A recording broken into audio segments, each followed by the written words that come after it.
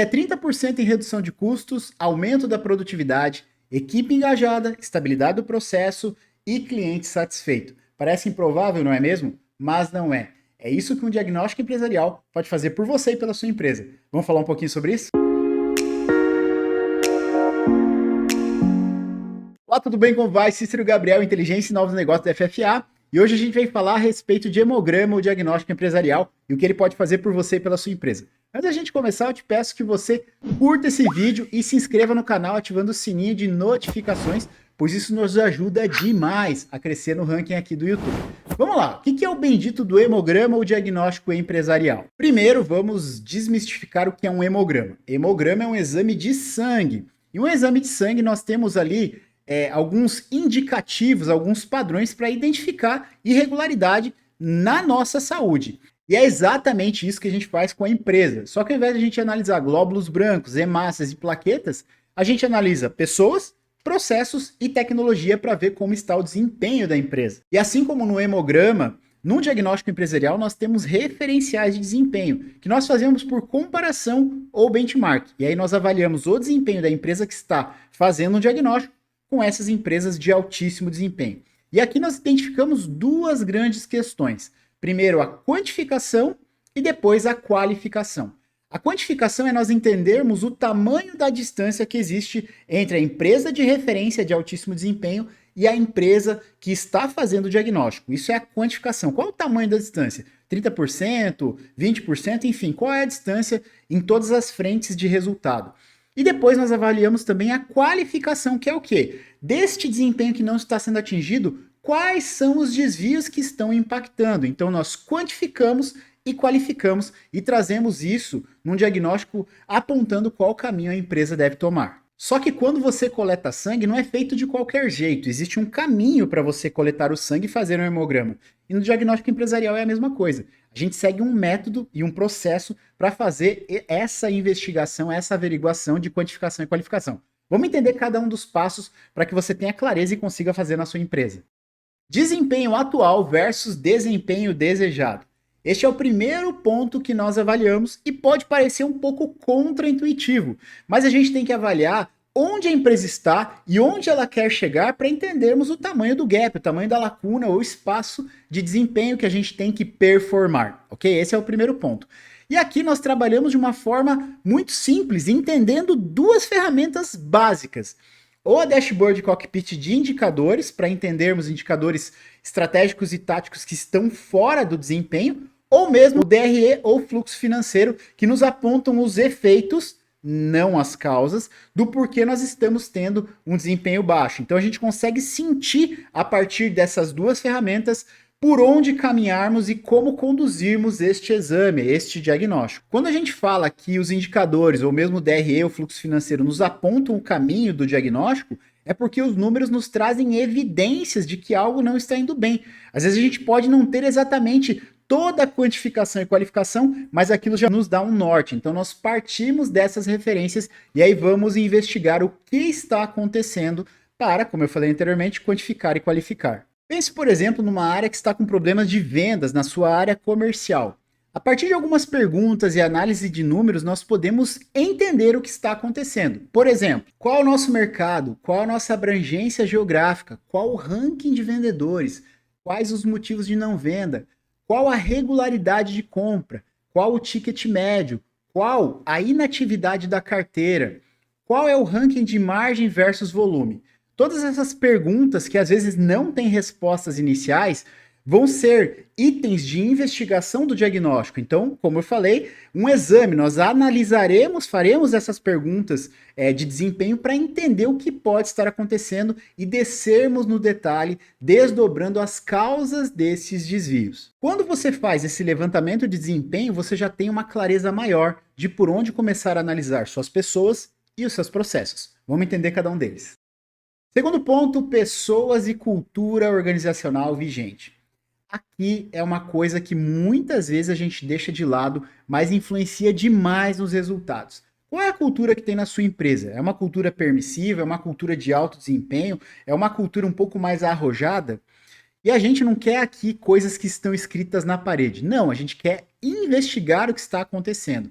Então, nós partimos de 3 ferramentas em pessoas e cultura para fazer a avaliação. Primeiro, nós aplicamos o VPG, que é a verificação de perfil de gestão. Essa verificação vai nos dar como que os líderes pensam e se comportam e quais são as orientações que estão vindo da diretoria e da gerência que passam por todos os níveis organizacionais. A empresa é resistente à mudança, ela tem passividade e reatividade, como é o trabalho em equipe? Então, tudo isso relacionado a comportamento. Nós avaliamos também como que as pessoas enxergam o sistema de gestão. Elas enxergam reuniões de uma forma assertiva ou como ritual? Elas veem custo como consequência ou como item de gestão? Então, tudo isso é avaliado para nós entendermos como os líderes pensam e se comportam. Segundo ponto, nós fazemos o perfilamento individual. Então, se o mapeamento cultural do VPG era mais coletivo, nós avaliamos também as pessoas a nível individual. E existem várias metodologias para fazer isso. HBDI, MBTI, DISC, Enneagrama, não importa. Você tem que utilizar metodologias que mapeiem os perfis dos indivíduos, porque de posse disso você consegue compor as equipes de uma maneira muito mais assertiva. E por fim, além dessas 2 avaliações, nós fazemos também as entrevistas para entender o que as pessoas pensam, o que elas nos dizem, ou se efetivamente o que elas nos dizem corroboram com os fatos que nós estamos enxergando no desempenho. Claro que, como médico especialista, você vai filtrar o que você está ouvindo. E, naturalmente, as pessoas têm vieses e inclinações, mas as conversas, as entrevistas nos trazem excelentes insights de como resolver o problema. Entendido todas aquelas questões de perfilamento, você vai saber também se você tem as pessoas certas nos lugares certos. E o próximo ponto são os processos. E como eu adoro analogias, não poderia ser diferente. Eu vou fazer uma analogia aqui com uma estrada.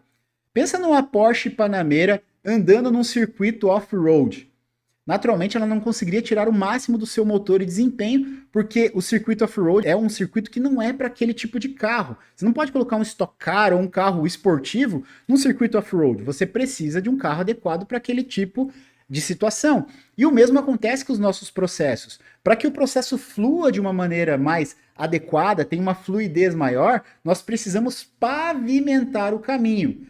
O pavimento é o processo. Se os processos são truncados, tem várias etapas de aprovação ou não são claros, é mais ou menos como você ter esta Porsche que eu citei anteriormente, andando por um asfalto totalmente esburacado, né? Um asfalto que não tem sinalização. Então, você não vai conseguir tirar o máximo desempenho das pessoas passando por um processo nesse sentido. E aqui não tem segredo, tem trabalho.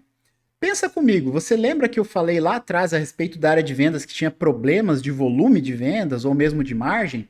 O que acontece? Se você não está medindo o seu processo, não tem como melhorar. Pensa num médico que está investigando uma série de efeitos, né, dores que a pessoa está reclamando, e ele não pode recorrer a exames, a aprofundar a sua análise, entender melhor as causas. Fica difícil de atuar, não é mesmo? Aqui é a mesma coisa. Se você não tem os números, não tem clareza do que a área está performando e de como ela está performando, como que você vai saber efetivamente como atuar e onde atuar? Qual é o tipo de remédio, qual é o tipo de tratamento que eu tenho que dar para essa minha área? Você precisa se aprofundar. E para processos, nada melhor do que começar com um PDCA simples. PDCA, bom, você que nos acompanha aqui sabe que nós somos grandes fãs do PDCA. Né? Não pode ser diferente. Ele é um método universal de gestão e é o mais simples para você começar a botar o teu treino nos trilhos. E o PDCA significa Plan, Do, Check e Action. Nós aqui na FFA chamamos de planejamento, monitoramento, análise e gestão. Só uma tropicalização do termo para ficar mais simples das pessoas entenderem. E o que tem em cada uma dessas fases, né, do processo? Como que a gente enxerga o processo? Então aqui é muito simples, a gente avalia meta e métricas, ou seja, como ela planeja, como ela monitora plano versus real, quais indicadores ela analisa e como estão agindo sobre os desvios. Então esse é o PDCA de uma maneira muito simples. E a gente utiliza inclusive um sinaleiro de verde, vermelho e amarelo para identificar dentro do processo o que está acontecendo. Então, o verde está tudo ok, o processo está funcionando na frequência adequada, da forma adequada, existe qualidade. Parcialmente ok é o amarelo, né? Então o amarelo nos traz que tem algumas adequações que tem que ser feitas no processo.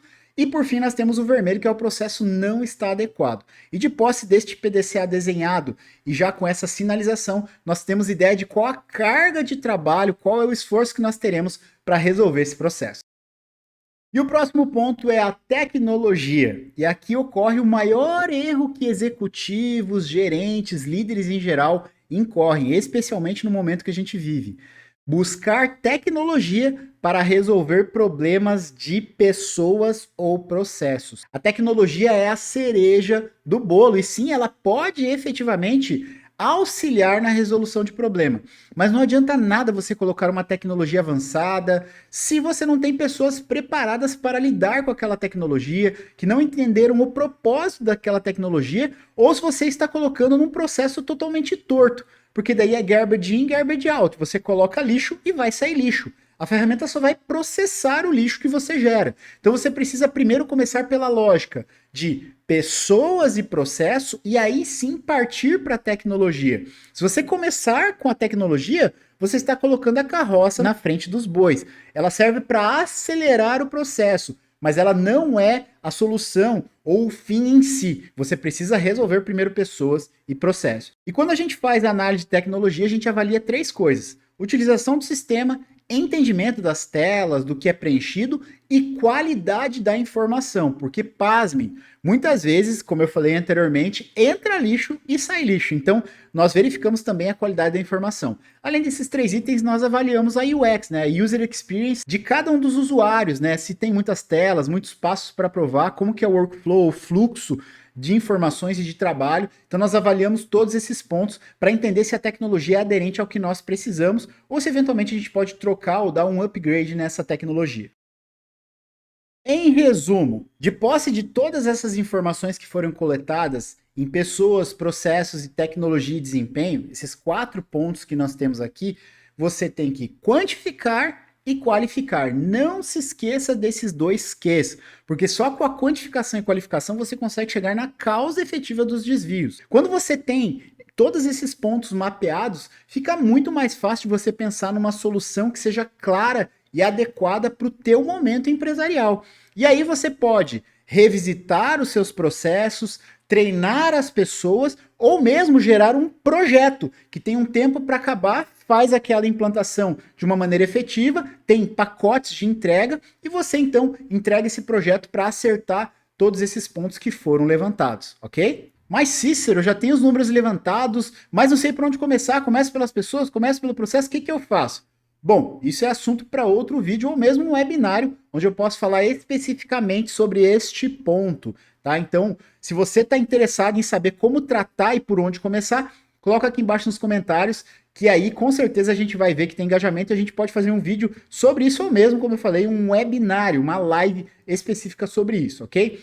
Se você chegou até aqui, eu tenho uma única gentileza para te pedir. Por favor, curte esse vídeo, compartilha e não esquece de se inscrever no canal e ativar as notificações, pois isso nos ajuda demais aqui no YouTube, ok? Espero que esse vídeo tenha sido válido para você e que ele tenha tirado as tuas dúvidas. Como eu falei anteriormente, se ficou alguma ou restou alguma dúvida, coloca aqui embaixo que eu te respondo.